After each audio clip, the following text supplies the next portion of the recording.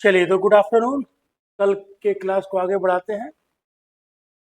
ये सारे महाजनपद हम लोग पिछले क्लास में कल की क्लास में पढ़े।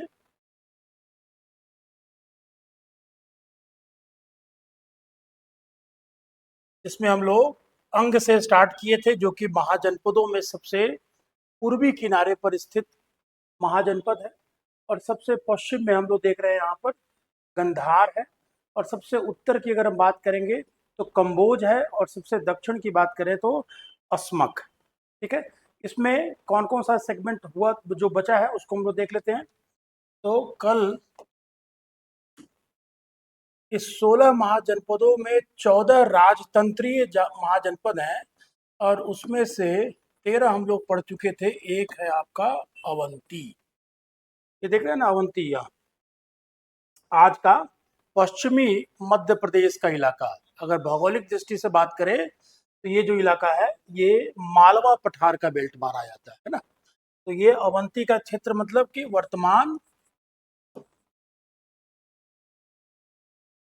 वर्तमान में पश्चिमी मध्य प्रदेश, जिसको आप मालवा पठार क्षेत्र कहते हैं,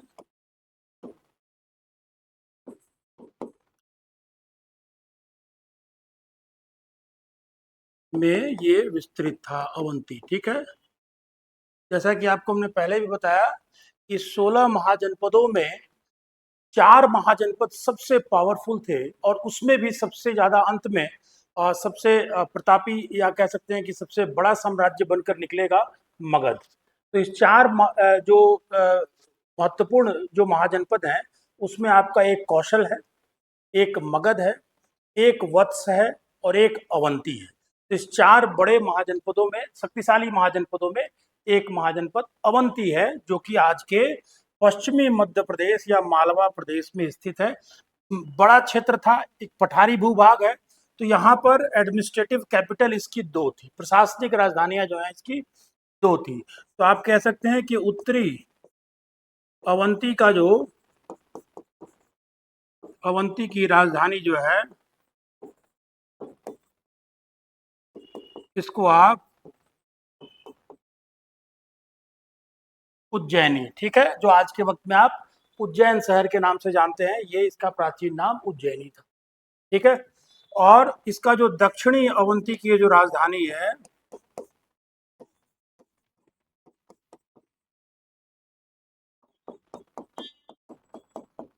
ये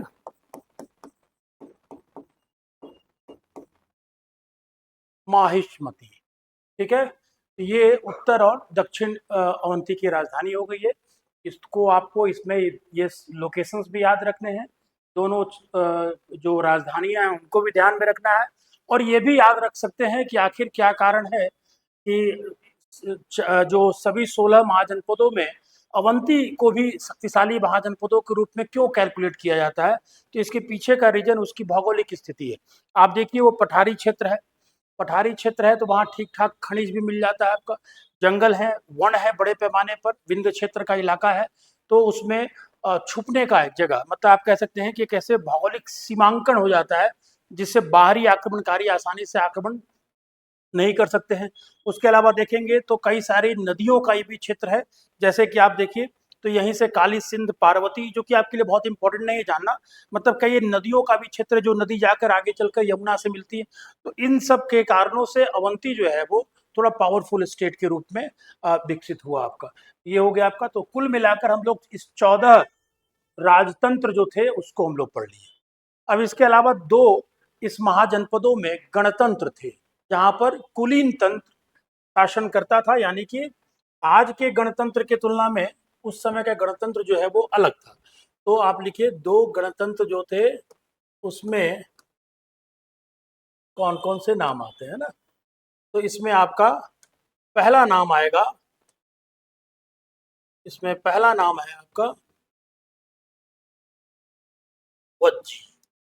देख रहे हैं, ये आप देखिए इधर जो अंग है ये, और इसके गंगा के इस तरफ दक्षिणी हिस्से में मगध है।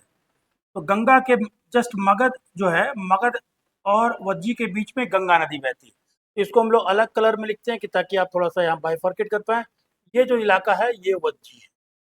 आज का जो वैशाली, हाजीपुर और पूरा नेपाल के तराई का बेल्ट। अगर आप बिहार के नक्शे को अगर आप देखेंगे तो ये जैसे कि अगर हम बिहार के नक्शे को बनाते हैं तो आप इसमें देखिए, इसके बीचों बीच जो है वो गंगा नदी जा रही है ना, गंगा नदी जा रही है आपकी। और इसमें आपका ये हो गया आपका मगध, ठीक है ना। इधर आएंगे तो ये हो गया आपका अंग। ये भी पूछता है कि भारत के किस राज्य में इस 16 महाजनपदों में सबसे अधिक महाजनपद थे, तो बिहार होगा आज का, है ना। और इसके ऊपर में आप देखिए तो ये है वज्जी, वज्जी। और ये पूरा वज्जी का जो क्षेत्र है, अगर इसको हम इस तरह से डिनोट करें तो ये ऊपर का जो पूरा इलाका आपका जो देख रहे हैं ना, ये पूरा, इसमें कुछ नेपाल के भी भाग आते थे। ऊपर नेपाल का इलाका है, ये नेपाल है आपका। तो यानी कि अगर हम देखें इसमें तो वज्जी एक बड़ा महाजनपद था, भले ही यहाँ पर गणतंत्र थी, ठीक है ना। तो अब देखिए वज्जी में आज का क्या कहेंगे, वर्तमान उत्तरी बिहार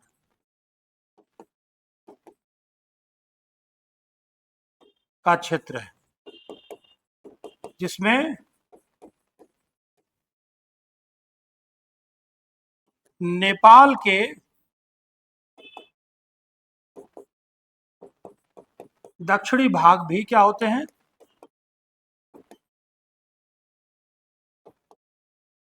शामिल होते हैं।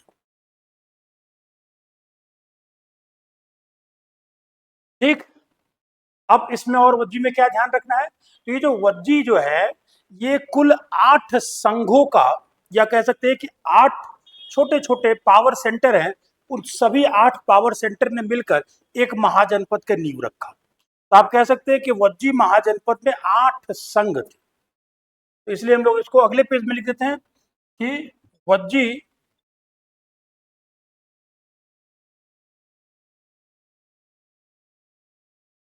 व महाजनपद में कुल 8 संघ थे, है ना। जिसमें अगर हम प्रमुख संघों की बात करें, अगर इसमें हम प्रमुख संघ की बात करें जो आपके एग्जाम पॉइंट ऑफ व्यू से इंपॉर्टेंट हो सकता है, एक तो ऑलरेडी इसमें वज्जी आ गया। वज्जी ओवरऑल भी महाजनपद का नाम है, और उस वज्जी महाजनपद में एक वज्जी जो क्षेत्र है वो संघ भी आता है। और ये आज की तुलना अगर आप करेंगे तो जब आप बिहार के वैशाली जिले में जाएंगे तो वैशाली में एक जगह है बसाड़, एनसीईआरटी में भी इस जगह का उल्लेख किया गया है। तो वैशाली में बसाड़ जगह एकदम बिल्कुल वैशाली और मुजफ्फरपुर की सीमा पर है, ठीक है ना। तो वैशाली में बसाड़ नामक स्थल पर ही वज्जी का राजधानी कह लीजिए, उनका मेन सेंटर कह लीजिए, है ना, ये वज्जी हुआ करता था। पर इसी ढंग से आप देखेंगे तो एक आपको इसमें मिलेगा विदेह, ठीक है ना। इसको कई बार वैदेह भी कह दिया जाता है,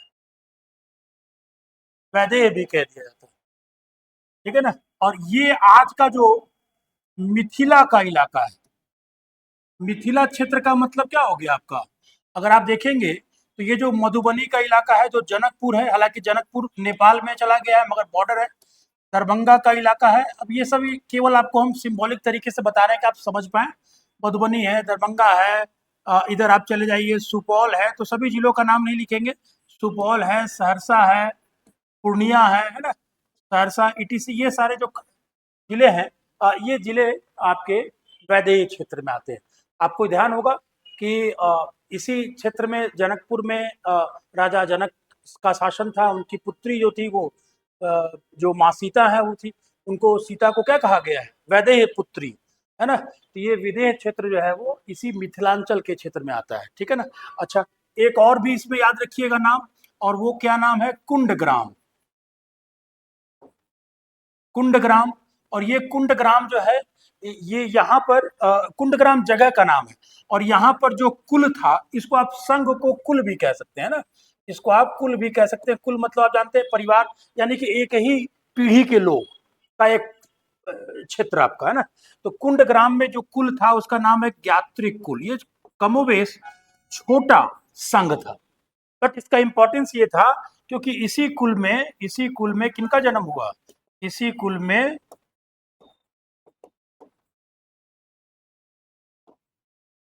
जो महावीर स्वामी हैं, जैन धर्म के 24वें तीर्थंकर, इसी कुल में महावीर स्वामी का जन्म होता है। तो इसलिए ये संघ छोटा होते हुए भी इतिहास में काफी महत्वपूर्ण होता है। ठीक है ना। तो आप देख लिए प्रमुख संघ। अब इसमें एक नाम आता है लिच्छवी। तो लिच्छवी, इन्हीं वज्जित संघ को ही लिच्छवी कहा गया है आपका, है ना। लिच्छवी जो है वो इसी वज्जी को ही डिनोट किया जाता है। ये तीन बड़े संघ हैं, उसके अलावा उग्र है, इक्ष्वाकु है, भोग है, बहुत सारे नाम, कौरव है, नाम आते हैं। वो आपके एग्जाम के पॉइंट ऑफ व्यू से इंपॉर्टेंट नहीं है, अगर नेट वगैरह का होता तो भले ही आपको बताते, मगर ये तीन नाम आप जरूर याद रखिएगा कि वज्जी महाजनपद एक स्ट्रांग महाजनपद था। मतलब यूं समझिए कि मगध को अगर सबसे अधिक अगर किसी महाजनपद का राइवलनेस या उसका विरोध का सामना करना पड़ा, या मगध को सबसे अधिक परेशान करने वाला अगर कोई महाजनपद था तो ये वज्जी था। क्योंकि उस समय के बहुत सारे ऐसे बौद्ध ग्रंथ हैं, चाहे वो विनय पिटक की बात करें, चाहे हम दीर्घ निकाय की बात करें, इन सब में स्पष्ट रूप से उल्लेख किया गया है कि गंगा को क्रॉस करते थे और इधर आकर मगध में काफी लूटमार करते थे। आगे चलकर देखेंगे कैसे बिंबिसार के बाद अजातशत्रु इसको कंट्रोल करता है। मगर लिच्छवी को मिलाकर ही चला गया, भले जीता गया, परंतु लिच्छवी या वज्जी संघ को कोशिश किया मगध ने कि हमेशा मिलाकर चले, क्योंकि ये पावरफुल सेंटर था। क्योंकि आज के समय में ये उत्तरी बिहार का क्षेत्र है, काफी उपजाऊ क्षेत्र है, काफी समृद्ध क्षेत्र है, उस समय भी था। आज अलग बात है, पॉलिटिकल सिनारियो दूसरी है। तो ये हो गया आपका वज्जी महासंघ के विषय में। ठीक है, तो ये याद रखिएगा आप इसमें वज्जी महासंघ। अच्छा, अब दूसरा आता है आपका वज्जी महाजनपद के बाद दूसरा कौन सा महाजनपद है जो कि गणतंत्र था। तो उसके विषय में आप देखिएगा, यहाँ पर आप देख रहे हैं दोनों अगल बगल ही थे। देखिए ये वज्जी आपने देखा और इधर कोसल है, तो कोसल और वज्जी के बीच में आज का अगर आप बात करेंगे, देखिए मल्ल, उसका नाम क्या है, मल्ल। तो दो हमने ग्रीन कलर में जो लिखा है ये दोनों गणतंत्र हैं, रिपब्लिक स्टेट हैं। और आइए मल्ल के विषय में भी देख लेते हैं क्या है। तो मल्ल महाजनपद,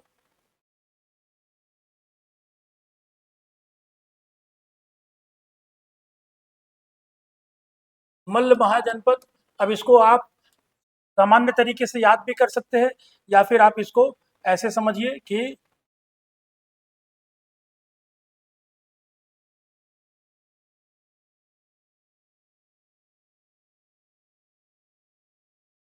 ये आपका उत्तर प्रदेश का आज का नक्शा है। इसी को अगर हम लोग थोड़ा सा ड्रॉ कर लें तो इधर आपको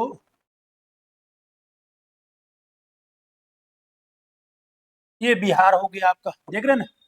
तो अब यहाँ पर गंगा नदी यहाँ से उतर रही है और ऐसे होते हुए इधर जा रही है, क्योंकि अब इसमें, अब आपने यहाँ पर देखा ही था पहले कि इधर अंग हो गया, इधर आपको वज्जी हो गया, ठीक है ना, इधर आपका मगध हो गया, और यहाँ हमने क्या लिखा था, यहाँ हमने लिखा था, यहाँ पर आपको ये मिल जाएगा काशी, काशी महाजनपद, और इधर है आपका कौशल, ठीक है ना।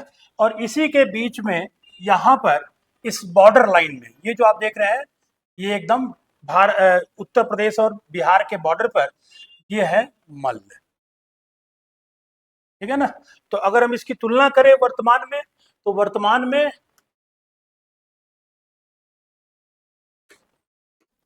वर्तमान में ये गोरखपुर का जो बेल्ट, या फिर अब देवरिया का नाम सुने होंगे, देवरिया एक जिला का ही नाम है, कुशीनगर, देवरिया, जहां पर महात्मा बुद्ध को महापरिनिर्वाण हुआ था, ठीक है ना। तो वर्तमान में देवरिया, कुशीनगर इत्यादि जिले में विकसित। और ऐसा भी संकेत मिलता है कि जब मगध का या कौशल का प्रेशर आता था, तो कई बार ऐसा हुआ है कि वज्जी और मल्ल आपस में मिल जाते थे। गणतंत्र थे तो बहुत कुछ चीजें, उनका प्रशासन तंत्र एक जैसा था आपका, तो कई बार अपने आप को मजबूती प्रदान करने के लिए दोनों आपस में भी मिलकर लड़े हैं। तो ये दोनों महाजनपद में मल्ल की अगर आप बात करेंगे तो देखिए, ये तो देख लीजिए किस रीजन में आपके आ रहे हैं, और मल्ल की दो शाखाएं थी, मल्ल की दो शाखाएं थी। हो सकता हो कुछ बात ना बना हो, ये महाजनपद के रूप में एक जरूर रहे, परंतु दो सेंटर इन्होंने बना लिया। एक जो शाखा थी उसका नाम है पावा, और एक जो दूसरी शाखा की जो राजधानी थी, है ना, ये सब क्या बता रहे, इस शाखाओं की राजधानी या मेन सेंटर, एक जो था वो था कसेया, एक जो था वो कसेया। आज के वक्त में अगर आप देखिएगा तो ये कसेया ही कुशीनगर जिला है, ये कसेया ही क्या कहलाता है आज के वक्त में, कुशीनगर। और जब आप कुशीनगर जाएंगे जिले में, तो कुशीनगर जिले का जो हेडक्वार्टर है, जैसे कई बार होता है ना, जैसे वैशाली, वैशाली जिला है, उसका हेडक्वार्टर हाजीपुर, नाम जिला का कुछ और है, हेडक्वार्टर कुछ और है। तो वैसे कुशीनगर जो है उसी का हेडक्वार्टर है, उसको हम लोग क्या कहते हैं, पडरौना। और ये जो पडरौना है इसकी तुलना की जाती है किससे, पावा से। तो इस तरह से मल्ल जो है ये भी एक गणतंत्र था, और इसकी ये दो शाखाएं थी। लोकेशन आपने देख लिया, इससे थोड़ा सा आपको आसानी हो जाएगी समझने में कि कैसे इसको आप समझे। एकदम बॉर्डर स्टेट, एकदम ये जो इलाका है ये पूरा ये मल्ल का इलाका है ना, ये पूरा मल्ल का बेल्ट। चलिए, तो इतने सारे आपने 16 महाजनपद को पढ़ा। आपने एक बात जरूर याद रखिएगा कि ये गणतंत्र कुलीन तंत्र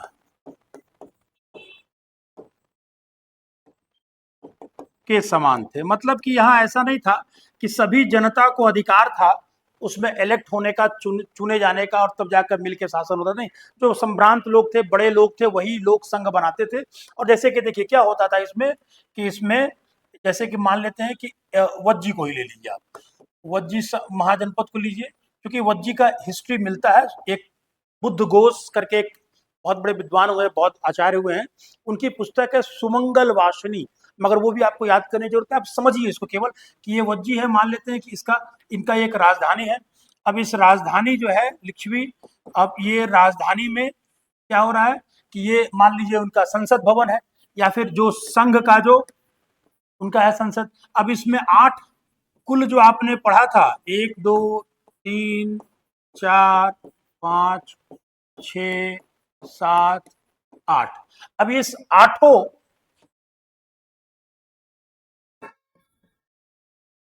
ये 8 संघ के जो प्रमुख, 8 संघों के प्रमुख क्या कहलाते थे, कि प्रमुख जो है वो राजा कहलाते थे, ठीक है ना। और ये संसद जो है वो मेन है। अब ये 8 संघों के जो प्रतिनिधि थे वो यहाँ आकर बैठते थे, और यहाँ आकर वो निर्णय लेते थे, और निर्णय में बहुत हद तक लोकतांत्रिक व्यवस्था थी आपकी। चुनाव होते थे, कोई भी निर्णय लेने से पहले, व्यक्ति का चुनाव नहीं होता था, निर्णय लेने से पहले गुप्त मतदान भी होते थे और चुनाव भी होते थे, परंतु बहुत गणतंत्रात्मक शासन व्यवस्था में हम लोग नहीं जाएंगे। सिंपल आप ध्यान रखिए, कुछ इसी प्रकार से व्यवस्था संभवतः और भी गणतंत्र में रहा हो। तो आप पढ़ लिए 16 महाजनपद। अच्छा, इसके अलावा एक और भी चीज काफी इंपॉर्टेंट है, वो क्या इंपॉर्टेंट है कि 16 महाजनपदों में 2 गणतंत्र तो थे, परंतु कई बार एग्जाम में और भी पूछता है, क्या पूछता है कि इन सब के अलावा भी कुछ छोटे बड़े छोटे छोटे गणतंत्र थे जो किसी न किसी महाजनपद के अधीन काम करते थे, परंतु उनकी थोड़ी सी ऑटोनोमस पार्ट था। ऑटोनोमस मतलब उसको थोड़ा अधिक अधिकार दिया हो। जैसे आप इसको एग्जाम्पल समझिए कि जम्मू कश्मीर आज से 370 हटने से पहले भारत का ही एक राज्य था, परंतु भारत के अन्य राज्यों की तुलना में जम्मू कश्मीर को अधिक अधिकार दिए गए थे। जैसे 5वीं और 6ठी अनुसूची के आधार पर हम लोग क्या करते हैं, जो शेड्यूल कास्ट, जो शेड्यूल ट्राइब्स के जोन है, अनुसूचित जनजाति के जो क्षेत्र हैं, उसमें 5वीं और 6ठी अनुसूची से क्या होता है, वहां के पंचायतों को, वहां के जो जनजाति वर्गों के जो अपना एक प्रशासनिक व्यवस्था है, उनको थोड़े विशेष अधिकार दिए जाते हैं। वैसे ही कुछ छोटे गणतंत्र भी थे जो किसी न किसी महाजनपद के अधीन होते हुए भी उनको थोड़ी विशेष अधिकार दिए गए थे आपका। तो उन गणतंत्र को याद रखना है, क्योंकि बौद्ध साहित्यों में उसका उल्लेख मिलता है। तो आपको केवल पूछ देगा कि ये कहाँ जनपद, ये गणतंत्र कहाँ मिला है, या ये जो है वो ये किस क्षेत्र में पाए जाते हैं, और क्या क्या इससे इंपॉर्टेंट चीजें वो आपको हम लिख कर बताते हैं।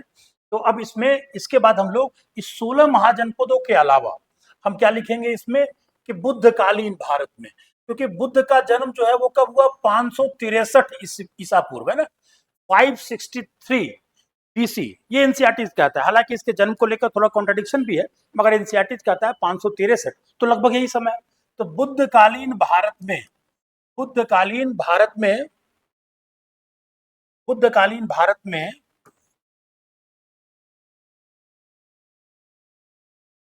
अन्य प्रमुख गणराज्य, ठीक है, दो हम लोग पहले लिख चुके हैं, वो ज्यादा पावरफुल थे, ये थोड़े छोटे छोटे गणराज्य थे आपके। तो इसमें आपको मैं आपको बता रहा हूं, देखिए यहां पर इसको इस रूप में आपको बताएंगे कि ताकि आपको दिक्कत ना हो। तो पहला तो दो नाम हम यहाँ पर लिख ही देते हैं, एक आपने पढ़ा वज्जी और एक आपने पढ़ा मल्ल, और ये आप जानते हैं कि ये दोनों जो है वो क्या है, ये महाजनपद है। और इधर कर देते हैं अन्य, और अन्य में आकर हम उन बड़े महाजनपदों की बात करते हैं।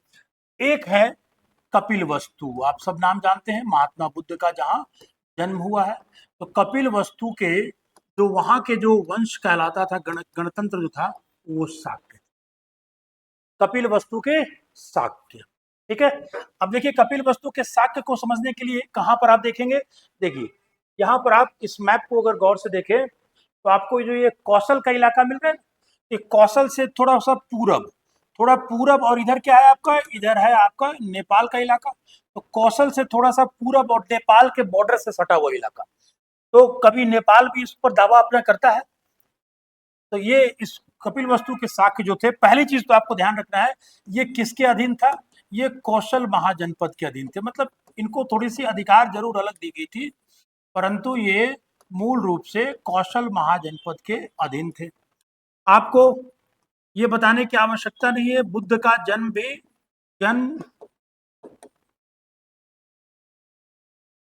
इसी गणराज्य में हुआ, इसी गणराज्य के शासक जो थे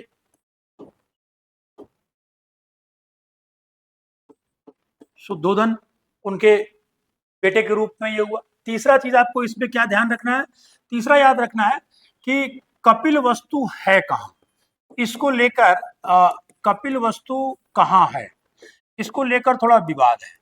जैसे कि नेपाल के लोग क्या कहते हैं, नेपाल कहता है कि नेपाल में एक जगह है तिलौरा कोट, इसको बोलते हैं नेपाल के लोग कि ये है कपिल वस्तु का मेन सेंटर।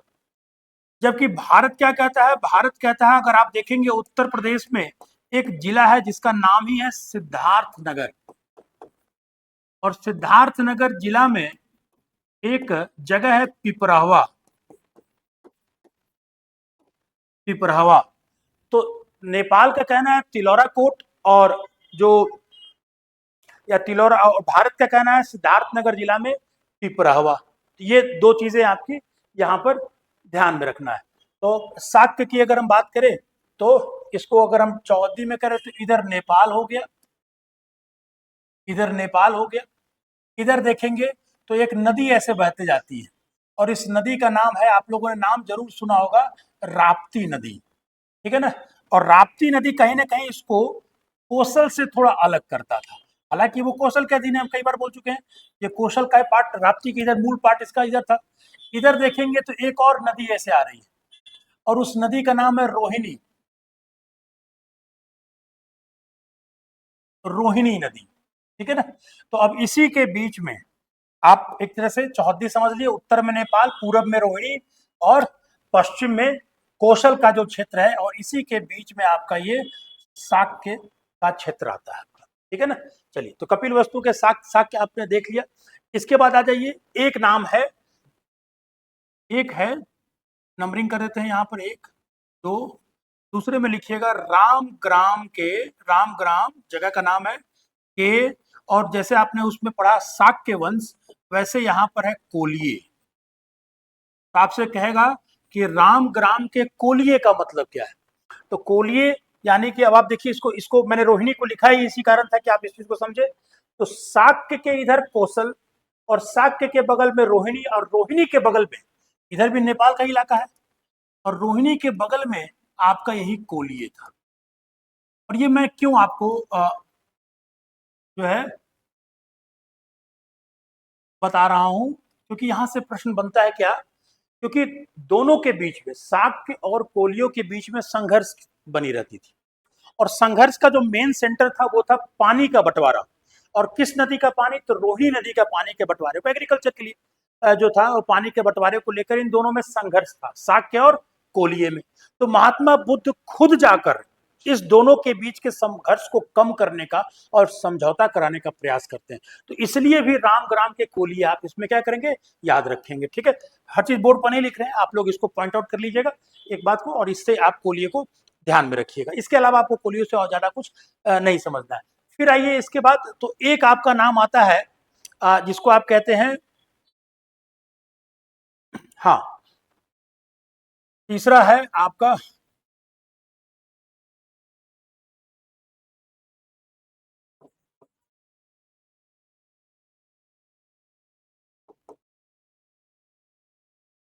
तीसरा नाम क्या आ रहा है, सुमसुमार के भग्ग।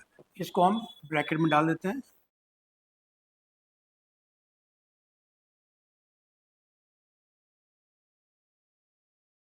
ठीक है, एक दो और ये तीसरा। सुमसुमार के भग्ग के विषय में माना जाता है कि ये जो इलाका है आज का, जो उत्तर प्रदेश का जो जिला है मिर्जापुर, और आप लोगों ने अगर उधर के होंगे गढ़वा उड़वा के साइड के, या फिर जो उधर के लोग हैं उससे सटा हुआ है, तो चुनार का एक इलाका आता है। तो मिर्जापुर के आसपास के क्षेत्र में जो है के क्षेत्र में ये गणतंत्र था। और ये जो गणतंत्र था ये किसके अधीन था, तो वत्स महाजनपद के अधीन था। उसके अधीन एक गणराज था, जंगल से घिरा हुआ क्षेत्र। तो याद रखिएगा ये भग्ग कौन थे, कहाँ के थे, तो सुमसुमार उस समय का नाम रहा होगा आपका। अब आइए इसके बाद यहां पर देखेंगे, एक नाम आता है चौथे नंबर पर, अलकप। थोड़ा टफ जरूर है नाम, मगर ये आपके एग्जाम के लिए इंपॉर्टेंट है, और टफेस्ट नाम को याद करना नहीं होता है, उसको एग्जाम में आप आसानी से इसको कलेक्ट कर सकते हैं। तो देखिए, एक है अलकप के बुली। बुली, आज आपने नाम सुना है, एक बिहार में एक जिला पड़ता है चंपारण, चंपारण जिला है। आज पश्चिमी चंपारण हो गया, पूर्वी चंपारण हो गया। पश्चिमी चंपारण का सेंटर बेतिया है, पूर्वी चंपारण का सेंटर मोतिहारी है। तो ये कुछ उसी बेल्ट में, यानी कि अलकप के बुली की अगर हम बात करें तो ये वर्तमान चंपारण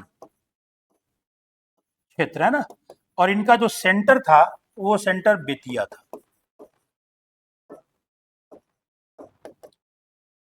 है ना। बेतिया नहीं कहा जाता था उस समय, बेठ द्वीप कहा जाता था। तो अगर आपसे कहेगा कि भाई अलकप के बुली की राजधानी कहाँ थी, क्या, तो बेठ द्वीप भी ऑप्शन हो सकता है, बेतिया भी ऑप्शन हो सकता है। तो इसको आपको ध्यान में रखना है आपका। और ये इंपॉर्टेंट इसलिए भी हो जाता है ना कि जब हम लोग बुद्ध को पढ़ेंगे तो उसमें देखेंगे कि बुद्ध की जब महापरिनिर्माण होता है कुशीनगर में, उनकी जब डेथ होती है, तो डेथ हो जाने के बाद उनके जो अस्थि हैं, उनके जो अवशेष हैं, उन अवशेषों को 8 जगह, 8 शासकों ने या 8 क्षेत्रों को ये मिला, और उन्होंने अपने यहाँ उसको संरक्षित रखा, उस पर स्तूप बनाए। तो उस 8 लोगों में एक अलकप के बुली भी थे, इसलिए इंपॉर्टेंट है। तो इसलिए आपको क्या ध्यान रखना है यहाँ पर कि बुद्ध के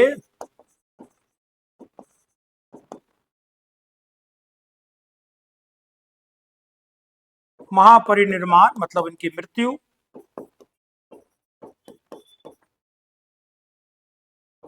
के उपरांत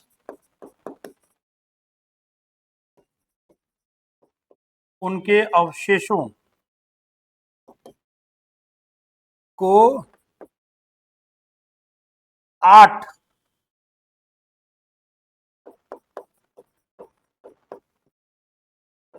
शासकों को दिया गया, जिसमें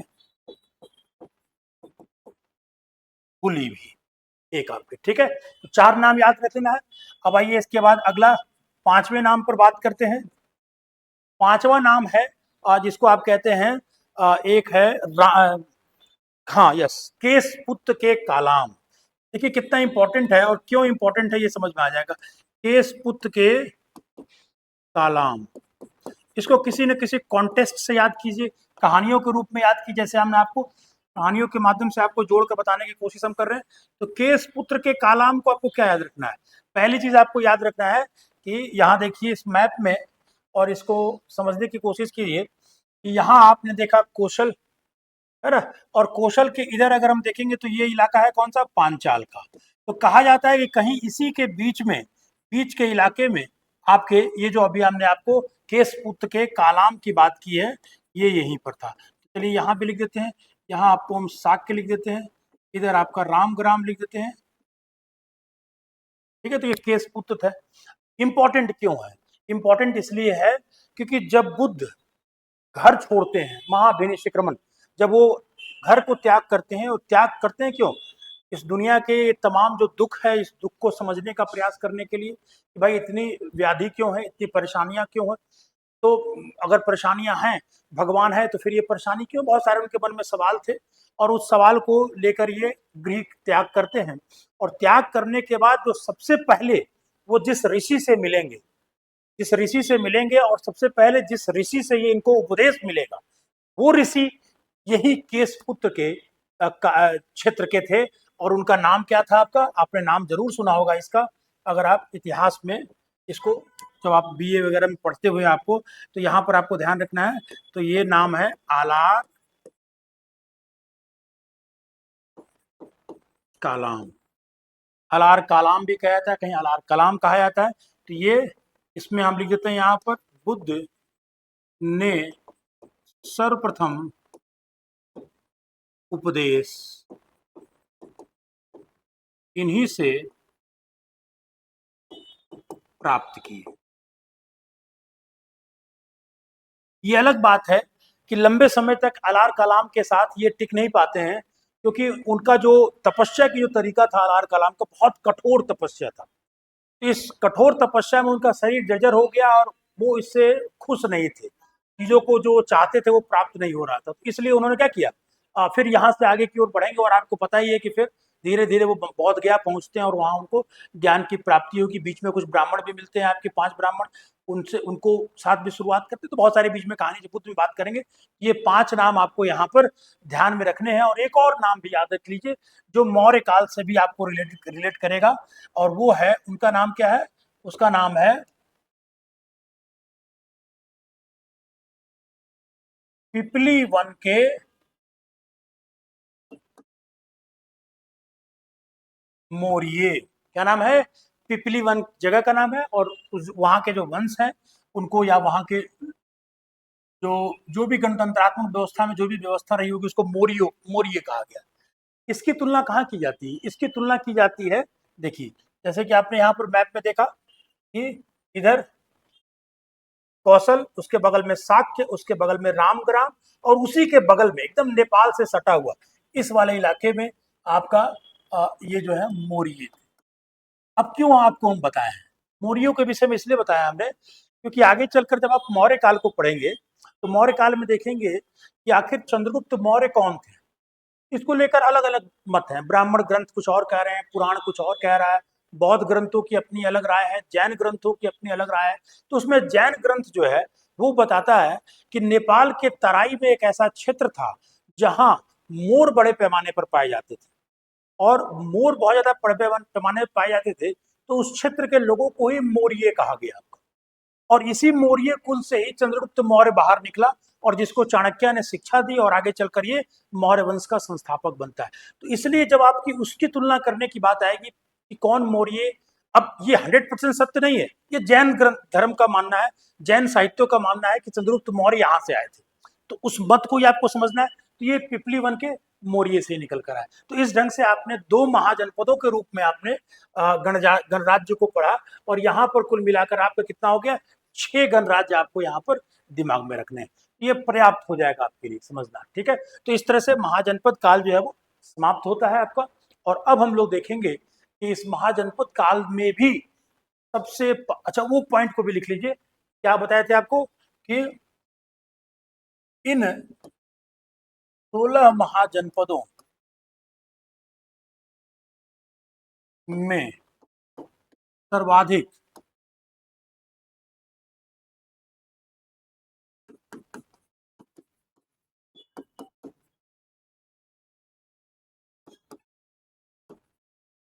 शक्तिशाली महाजनपद, क्योंकि एनसीईआरटी का डाटा है, आपको जरूर लिखना चाहिए, ध्यान रखना चाहिए। एक तो हो गया आपका कौशल, एक हो गया मगध, एक हो गया आपका वत्स, और एक हो गया आपका अवंती। ये चार सबसे पावरफुल थे, और गणराज्यों में सबसे पावरफुल वज्जी था। और इसी चार में से ये जो है सबको पछाड़ते हुए आगे निकल जाएगा, है ना। तो ये आगे चलकर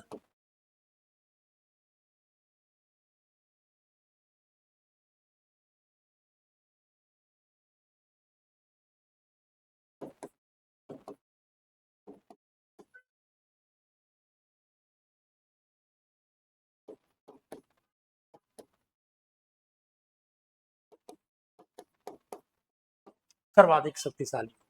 तो अब यहीं से एक नया अध्याय शुरू हो गया, नया चैप्टर शुरू हो गया आपका, कि मगध का उत्कर्ष। क्या कारण है कि मगध इन सभी महाजनपदों में सबसे पावरफुल बनी। चलिए अगला चैप्टर में देखते हैं, मगध का उत्कर्ष।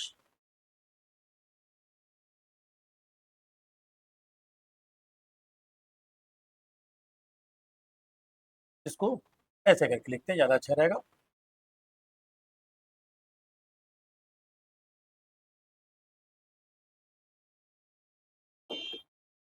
मगध का उत्कर्ष, फैन चलाया जाए।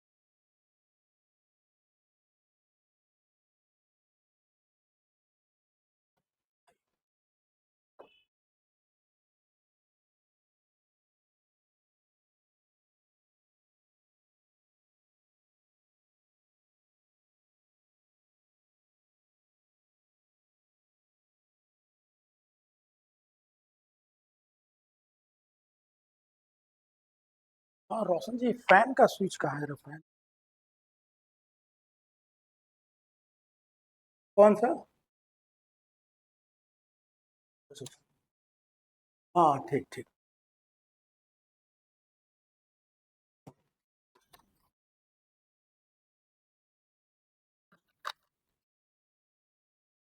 तो आइए, मगध के उत्कर्ष के कारण क्या है।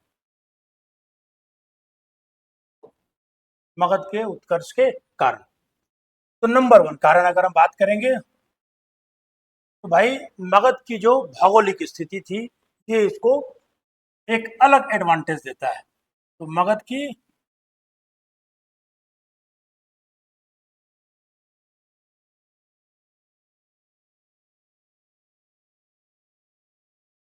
भौगोलिक स्थिति, है ना। अच्छा, आप देश, जैसे कि हम भारत हैं, अभी भारत देश में हम लोग निवास करते हैं, तो अगर हमारे नेताओं को या हमारे जो प्रशासक हैं, जो हमारे जो कैबिनेट है, उनकी सबसे पहली प्रायोरिटी क्या होगी? सबसे पहली प्रायोरिटी होगी कि नई दिल्ली को बचाएं, क्योंकि वो आपका सेंटर है। तो वैसे मगध का भौगोलिक स्थिति तो है ही, मगर साथ साथ उसके जो राजधानी थी वो अपने आप में बहुत ही यूनिक थी। तो राजगीर के विषय में हम लोग कल ही बता चुके थे, और उसमें हमने बताया था कि उन पांच पहाड़ी, कौन कौन सी पांच पहाड़ियों से वो घिरा था।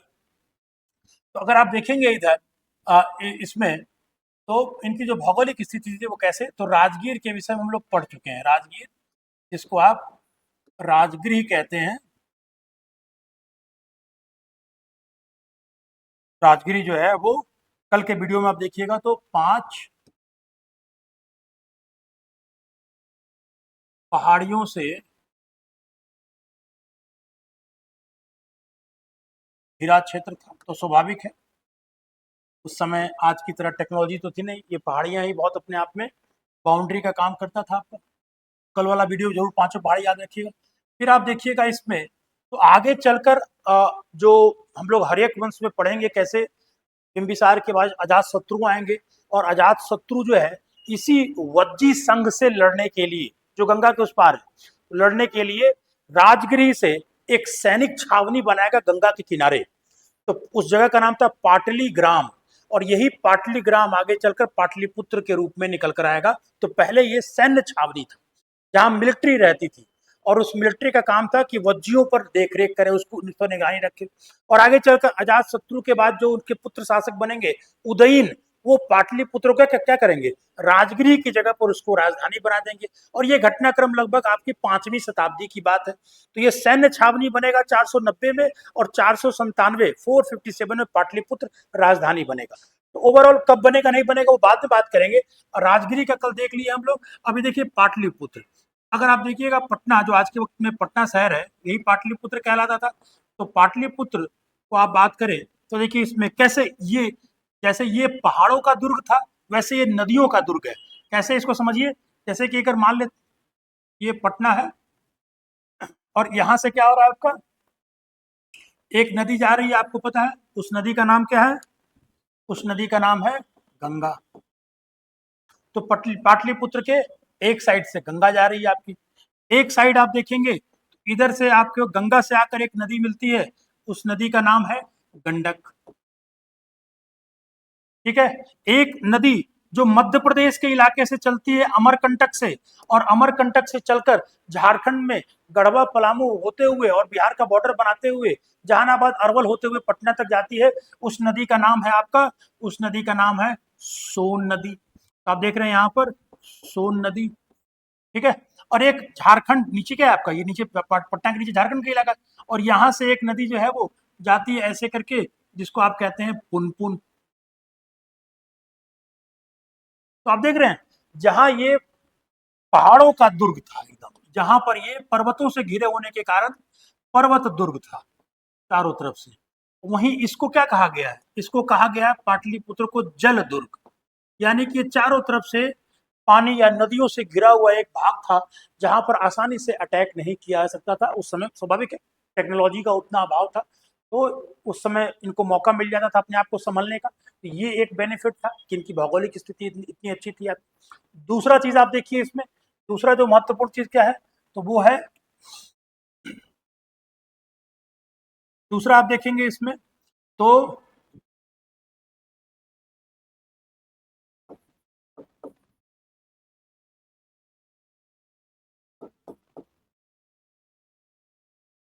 एक फर्टाइल लैंड था, इतने सारे नदियों का क्षेत्र है। ये नदियां क्या करती हैं, ये नदियां हर साल नई मिट्टी को बिछाती है, जिसको आपने ज्योग्राफी में पढ़ा होगा जरूर, जिसको खादर जलोढ़ मिट्टी कहते हैं। तो जलोढ़ मिट्टी या एल्यूवियल सॉइल का क्षेत्र होने के कारण ये क्या है, यहाँ पर आप लिखेंगे तो ये जलोढ़ मिट्टी का क्षेत्र है, यानी कि एल्यूवियल सॉइल का क्षेत्र है।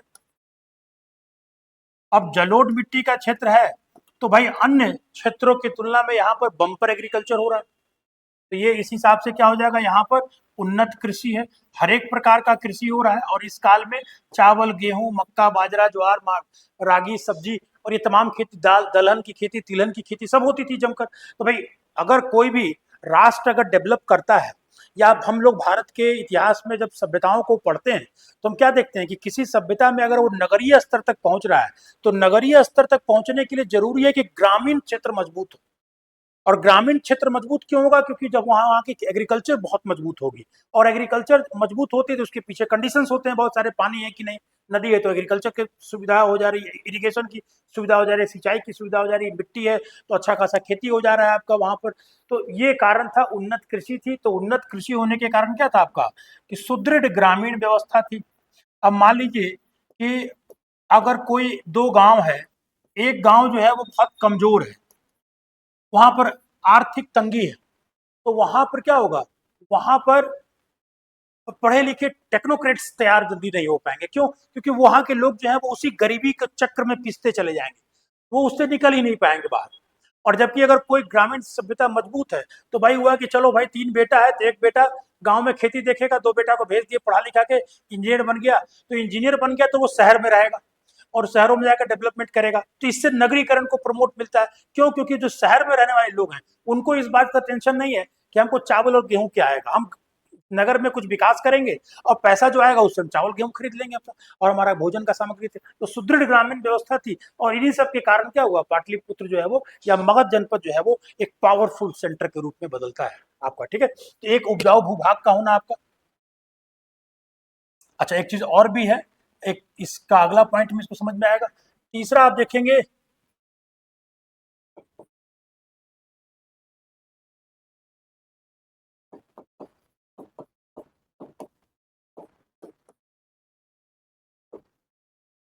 जो खनिज जो थे उससे क्षेत्र से समीपता थी।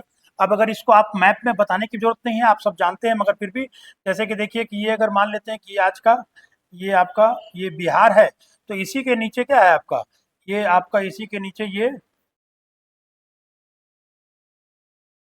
ये झारखंड है। अब ये मगध है, तो ये मगध किसके करीब है, ये मगध है झारखंड के करीब।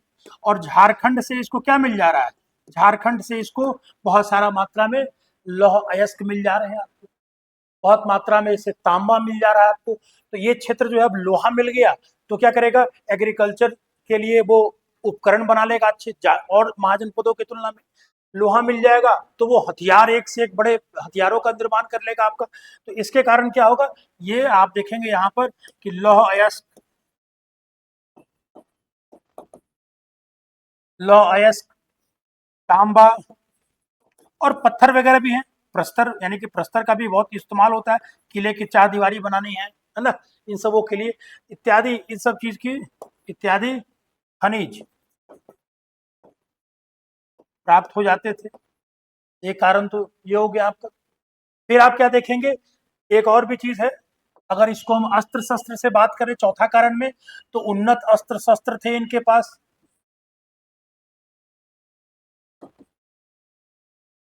उन्नत अस्त्र शस्त्र थे, क्यों, क्योंकि लोहे की उपलब्धता ज्यादा थी। ठीक है, और बेचते भी होंगे, मगर इनको ज्यादा फायदा मिलता था। अच्छा, तीसरा दूसरा जो पॉइंट आपको हम लिखने जा रहे हैं, ये बहुत इंपॉर्टेंट है। इस 16 महाजनपदों में ये पहला महाजनपद था जिसने, और बाकी महाजनपद अच्छे अच्छे घोड़े उनके पास जरूर थे, कंबोज के विषय में आपको बताया कि उनके पास बहुत अच्छे घोड़े थे। बाकी महाजनपदों में घोड़े थे, मगध में भी घोड़े थे आपके, परंतु मगध इसलिए थोड़ा यूनिक था, अलग था, क्योंकि इसके पास ये पहला महाजनपद था जिसके पास हाथी थे। और हाथियों से युद्ध लड़ना, और उस जमाने में आज भी सामने 10 हाथी आ जाए तो ऐसे हाथ कांप जाएगा आपका, डर लगेगा। तो उस समय इसके कारण उनको युद्ध कौशल में बहुत आसानी मिली। और ये हाथी कहाँ से मिलते थे, ये झारखंड के रीजन से इनको मिलते थे। तो हाथी की मौजूदगी, ये सभी कारण है जो कि मगध को अन्य महाजनपदों से अलग करता है। और सबसे महत्वपूर्ण कारण एक क्या है कि यहाँ का स्वतंत्र वातावरण, मगध का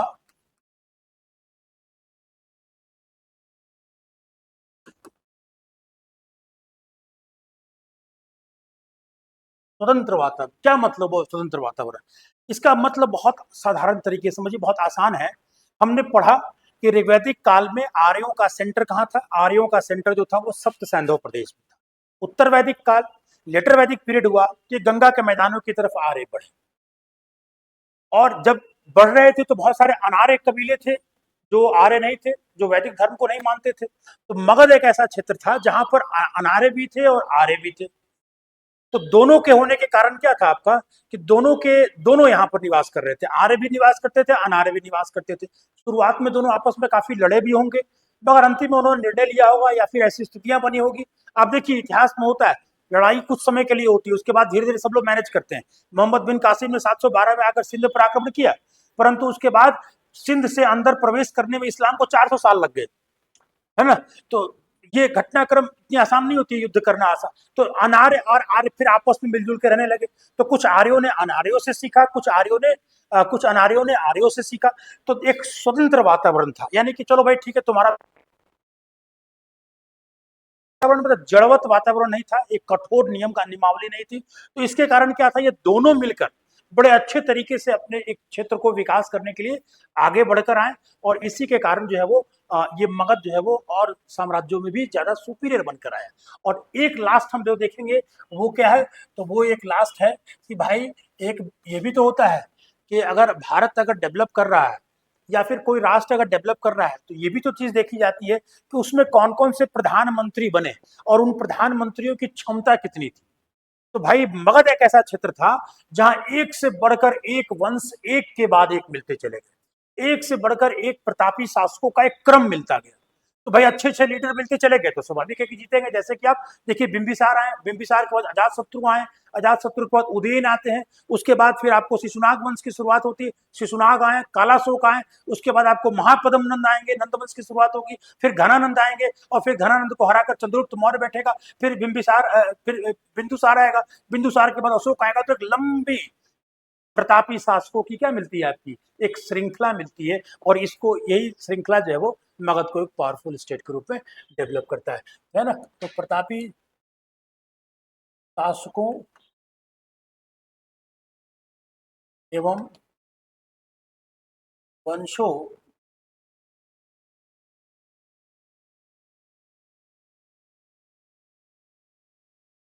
की क्रमबद्ध श्रृंखला मिलती है। तो मोटा मोटी आप देखिए, आप जाइए एनसीईआरटी को पढ़िए, 11th क्लास के एनसीईआरटी को, हूबहू यही चीजें आपको यहाँ पर मिलेंगी। तो ये आपके मगध के उत्कर्ष के कारण है। अब हम लोग कल क्या पढ़ेंगे, तो हमने अभी शासकों के नाम लिए हैं कि कैसे हर्यक वंश आएगा, हर्यक वंश के बाद फिर आपके शिशुनाग वंश आएंगे जिसको सैसुनाग वंश भी कहा जाता है, उसके बाद नंद वंश आएंगे, उसके कौन से राजा रहे, क्या उपलब्धियां रही, फिर उसके बाद हम लोग मौर्य पर आएंगे आपका। तो ये चारों राजवंश को पढ़ेंगे जिसमें हम लोग मौर्य से पहले, मौर्य के पहले रुक जाएंगे, नंदवंश के बाद, और थोड़ा सा हम लोग बुद्ध और जैन के विषय में पढ़ेंगे और फिर जाकर हम लोग मौर्य काल पर आएंगे आपका। ठीक है, चलिए आज का क्लास इतना ही रहने देते हैं।